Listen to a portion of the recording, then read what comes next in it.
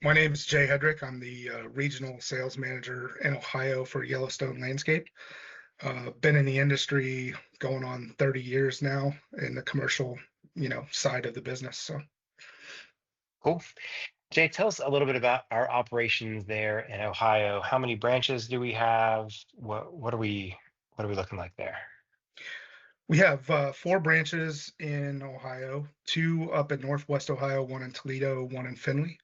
And then we have two in Central Ohio, one down on the southeast side of Columbus in Reynoldsburg, and one on the northwest side in Dublin, Plain City area. Cool. Awesome. So Jay, what do you say? 30 years in the industry? That's a long time. And so you kind of been there, done that, seen it all. And where you guys are, it's kind of a mix of both, right? And that's what we wanted to talk about today is kind of that transition from, landscape or green season into kind of snow and ice. So I guess from our customers' point of view, how common is it that we have a customer that's both a landscape customer and kind of a snow customer for us?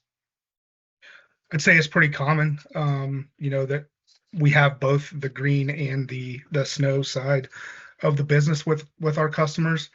And I would say probably 95 to 98%.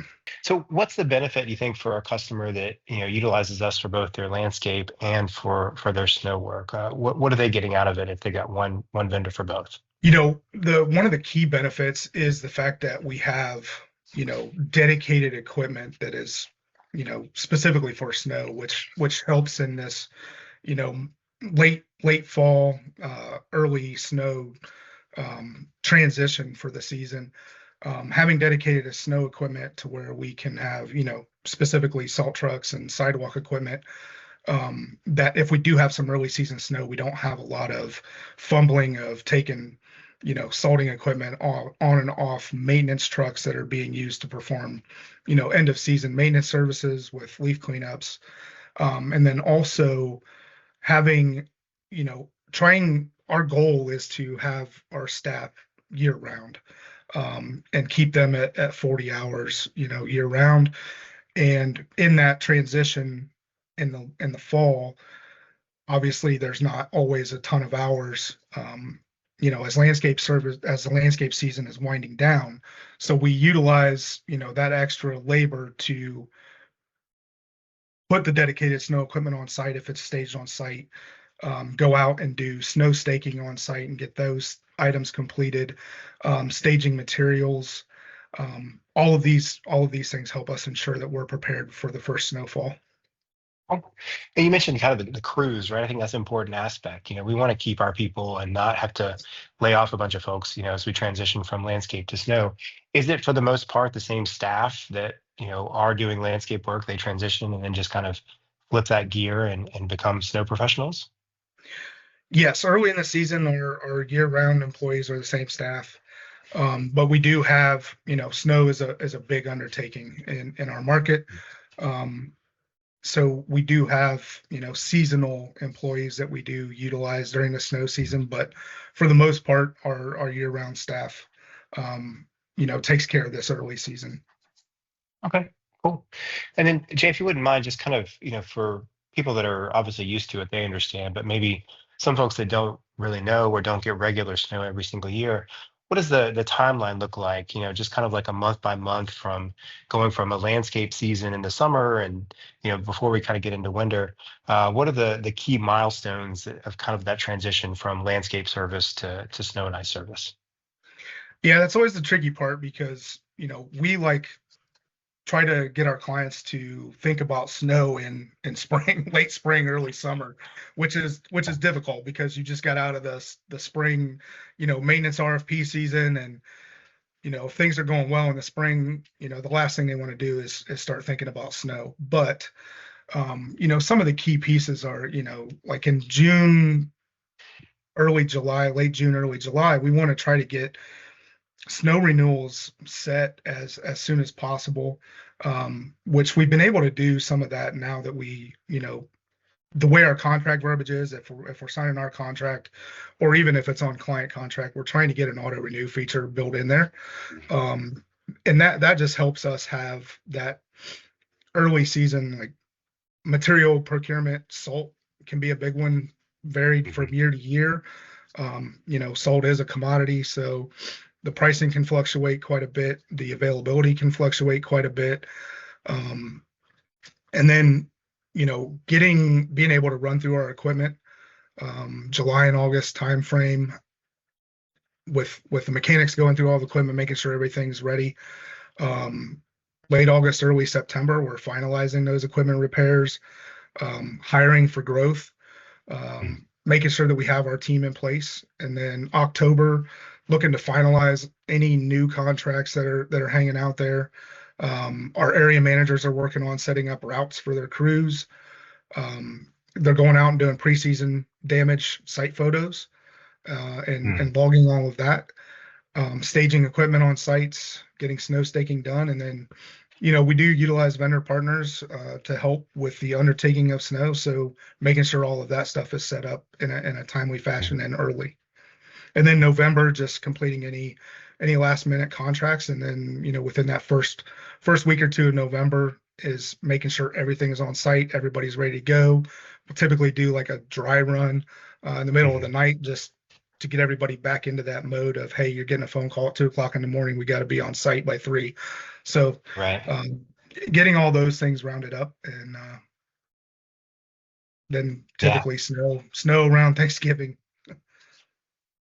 Yeah, I mean, I think that's the challenge for everybody is figuring out like when is that first snowfall really going to happen and making sure you're ready well in advance of that, right? So I think that's a Yep. something kind of cool there. And one thing you mentioned that kind of wanted to come back to is, having equipment and materials on site for a lot of our clients. Is that every client that we're working with, on a snow contract that we're pre-staging all that stuff for? Is there certain clients that that's more important for than others? Kind of make that determination of like who are we staging on site for versus who are we just going to show up like when an event happens? Yeah, no, and it's for very specific clients. Typically, the sites that are going to have equipment staged and material staged are going to be, your larger industrial sites, medical hospitals, and then we do have some other staging areas or staging points that we have Mm. around the branches. So crews aren't having to run all the way back to a branch to go get extra material, or if a piece of equipment dies, and we're waiting on a mechanic to get it back up and running, is we've got those extra things at those staging points Mhm. that can help reduce the time, especially rush hour is a big one. When it's snowing during rush hour and everybody's like, if you're not on a dedicated site and you're on a route, everybody wants to know where you're at. Well, we're sitting in traffic just like everybody else. So anything we can do to minimize that time of Right. leaving site and getting back to it is what we're attempting to do. So, that again goes into the earlier contracts are set up, the better Mhm. prepared we can be to meet your expectations. Yeah. No, you mentioned something there that I think kind of takes us to the next thing we want to talk about was really that preparation and communication with our customers, right? Because I Mhm. think, you mentioned that, we want them to start thinking about snow as June, July, and then be ready by October.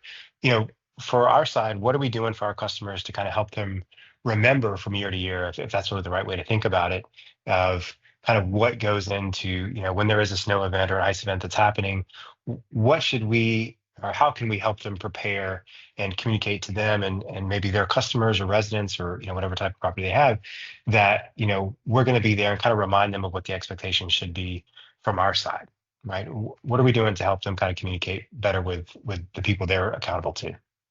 Yeah. So obviously having that single point of contact, the account manager that they're working with and maintenance they're going to work with during snow, for the most part, that remains about 100% of the time. Um, Working through and finalizing any changes to the service agreements, especially if they're auto renewed, just going back and reviewing, are there any changes? Are there any, price increases that need to happen because materials have gone up or what have you? And then really diving in and reviewing site maps. A lot of times things can change on a site year to year.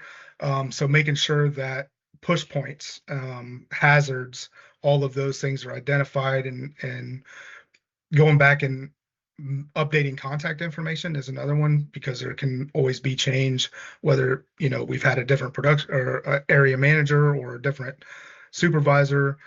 or they've had changes on their end, just making sure that those call lists are updated and points of contact are known.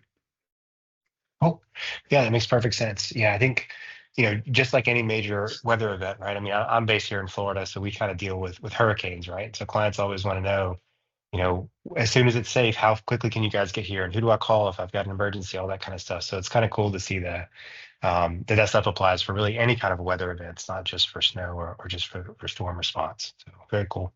You mentioned a couple of different kinds of clients that we have, and one of those that I wanted to kind of cue in on and ask you to talk a little bit more about, particularly the medical, right? So I know that you guys know how you work with a lot of different hospital customers, medical customers. Even some of our logistics customers are transporting things that are really time critical and essential items. So kind of what's the biggest challenge, and kind of maybe some of the ways that our team has to kind of adapt and go above and beyond to make sure that those critical facilities like hospitals and even some of our freight and logistics centers can stay operational during a snow and ice event. Yeah, I mean, for hospitals especially, obviously 24/7, 365, they never stop. Making sure that we've got really strong operational plans and understanding, you know, different protocols that the hospital may have, different areas that may need to be serviced more frequently than others. Obviously, once you get into the wee hours of the morning, the emergency department areas are key to maintain because you don't have people coming in and out of the hospital as much. Um, During shift changes, making sure that we're addressing certain sidewalk areas in and out of the hospital from the parking lot where the employees park, and then just making sure that the in and out of any roads accessing are clear for ambulances or for doctors to get in and out. And then on the industrial side, like you mentioned, the ones that are 24/7, similar to a hospital. Some of their key things are, with trailers and the smaller trucks that are moving the trailers from a staging area into a loading dock, and making sure that that area underneath those trailers is clear so they can get under there Mhm. without too much difficulty. So having specialized equipment that can clear the snow from out from underneath, having brine equipment where we can spray brine under there to keep it, ice free as much as possible. Those are really the key things with the industrial and medical. Oh, and I mean, having been in the industry as long as you have been and with us and seen as many winters as you have, I wonder if there's like an employee or kind of a time when you remember us kind of going that above and beyond to make sure that one of those infrastructure facilities really kind of was able to operate. You got any good stories you want to share with us? Yeah, we've had a few where we've had the request, and this is not a typical thing, but during shift changes and the employee parking areas, they've asked for us to clear in between cars Mhm. during heavy snow, and typically it's not something that we want to do because you open yourselves up for a lot of liability. But we worked through those issues with them, and we were able to complete that, and help create a safer environment for Mhm. teams that were, you know, during shift change. Yeah, no, that makes perfect sense, man. Makes perfect sense. So, well, I appreciate it, Jay. Thank you so much, man. We appreciate your time today and sharing your experience with us. Hopefully, it'll help our audience here understand more about what it takes to transition from landscape into snow and ice service, man. Thanks for your time. Appreciate it. Thank you. Appreciate it.